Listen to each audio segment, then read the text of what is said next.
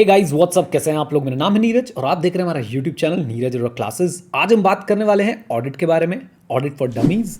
अगर आप लोग ऑडिट के बारे में कुछ भी नहीं जानते तो ये वीडियो आपकी बहुत मदद करेगी ऑडिट को समझने के लिए। और ऐसी और बहुत सारी वीडियोस में लेके आ रहा हूँ ऑडिट के ऊपर, जहाँ पे हम लोग बिल्कुल लेमैन लैंग्वेज में समझेंगे कि एक्चुअली में ये ऑडिट होता क्या है, और इस ऑडिट के अंदर जो टेक्निकल टर्म्स आते हैं उनको भी हम लोग एक लेमैन लैंग्वेज में समझने की कोशिश करेंगे। तो अगर आप लोग इंटरेस्टेड हैं ऑडिट को जानने में तो इस वीडियो को लाइक करिएगा, चैनल को सब्सक्राइब करिएगा और नोटिफिकेशन अपनी ऑन रखिएगा ताकि आप तक मैं ऑडिट की जानकारी पहुंचाता रहूं। तो सबसे पहला सवाल यही आता है कि आखिर ऑडिट होता क्या है। ऑडिट एक तरह का एश्योरेंस एंगेजमेंट है। अब मन में सवाल आता है कि एश्योरेंस एंगेजमेंट क्या होते हैं। सो एश्योरेंस क्या होता है? जहां पे हम लोग आश्वासन देते हैं कि हाँ ये ठीक है, हाँ ये सही हुआ है। तो ऑडिट एक तरह का एश्योरेंस एंगेजमेंट है। एश्योरेंस एंगेजमेंट को आप ऐसे समझिए कि आप लोगों को एक सेकंड हैंड गाड़ी खरीदनी है। अब सेकंड हैंड गाड़ी खरीदनी तो है, लेकिन आप लोगों को बहुत ज्यादा टेक्निकल नॉलेज नहीं है कि गाड़ी के अंदर क्या क्या चीजें जो है वो चेक करनी चाहिए। इसलिए आपने एक थर्ड पार्टी के साथ जो है एक अग्रीमेंट किया और थर्ड पार्टी को बोला कि आप हमारे लिए गाड़ी को एक बार चेक कर सकते हैं क्या। वो जो थर्ड पार्टी है वो बेसिकली आपको एश्योरेंस देगी कि गाड़ी सही है या गाड़ी सही नहीं है। ऐसे ही कंपनी के अंदर जो शेयर होल्डर्स होते हैं, यानी जो कंपनी के मालिक होते हैं, वो क्या करते हैं, वो एक व्यक्ति को अपॉइंट करते हैं जो उनके बिहाफ पे चेक करता है कि जो फाइनेंशियल स्टेटमेंट्स हैं ये सही हैं या नहीं है। और जो व्यक्ति ये काम करता है उसे हम लोग बुलाते हैं ऑडिटर। तो इन शॉर्ट हम ये कह सकते हैं कि ऑडिटर फाइनेंशियल स्टेटमेंट्स को लेके एश्योरेंस देता है कि फाइनेंशियल स्टेटमेंट्स मटीरियल मिसस्टेटमेंट से फ्री हैं। घबराइए मत, मटीरियल भी समझाऊंगा,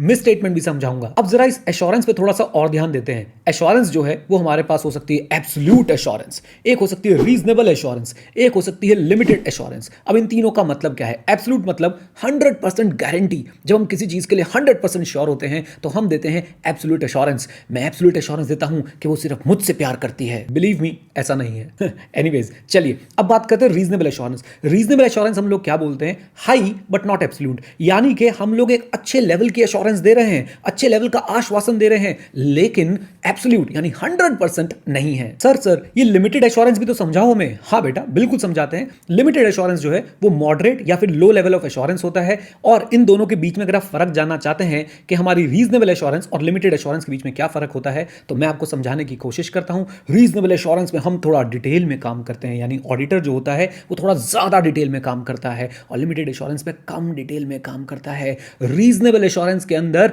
हम लोग पॉजिटिव वर्डेड ओपिनियन देते हैं, जैसे कि हम लोग बताएंगे कि भाई फाइनेंशियल स्टेटमेंट्स जो हैं वो सही लग रहे हैं। इन लिमिटेड एश्योरेंस के अंदर हम लोग एक नेगेटिव वर्डेड एश्योरेंस देते हैं कि जहां तक हमें पता है हमारी अटेंशन में कोई ऐसी चीज नहीं आई है जिससे हमें ये लगे कि फाइनेंशियल स्टेटमेंट में कुछ गड़बड़ है।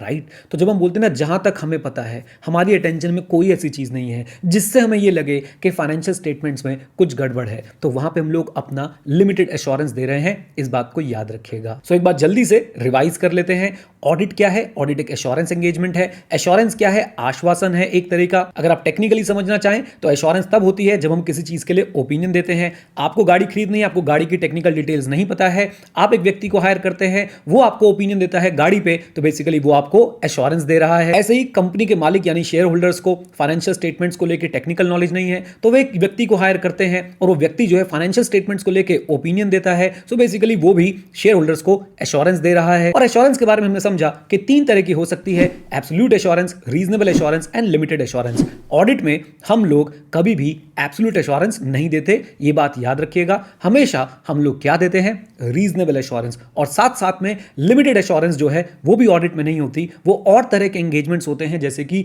लिमिटेड रिव्यू एक एंगेजमेंट होता है, उसके अंदर हम लोग लिमिटेड एश्योरेंस देते हैं, पर जब हम लोग ऑडिट कर रहे होते हैं तो हम देते हैं रीजनेबल एश्योरेंस। उम्मीद करता हूं इस वीडियो से आपको ऑडिट का मीनिंग जो है लेमैन लैंग्वेज में समझ आया, और एश्योरेंस का मतलब समझ आया, और साथ साथ में रीजनेबल एश्योरेंस का भी मतलब बहुत अच्छी तरह समझ आया। अगली वीडियो में अगर आप लोग मुझे सपोर्ट करेंगे तो मैं आप लोगों के साथ शेयर करूंगा कि मटेरियल का मतलब क्या होता है, मिसस्टेटमेंट का मतलब क्या होता है, और एक और बात कि ऑडिटर सिर्फ रीजनेबल एश्योरेंस ही क्यों देता है, क्यों नहीं वो एब्सोल्यूट एश्योरेंस दे देता है। ये सारी चीजें जानने के लिए आप लोगों को इस चैनल पे मेरे साथ बने रहना पड़ेगा, और ये मेरा प्रॉमिस है कि ऑडिट से आपको प्यार हो जाएगा। हाँ चलिए तो चलते हैं और मिलते हैं आपसे अगली वीडियो में। Thank you very much, stay connected, stay head, जय हिंद। और हाँ मित्रों, सीखते रहें, क्योंकि सीखना बंद तो जीतना बंद।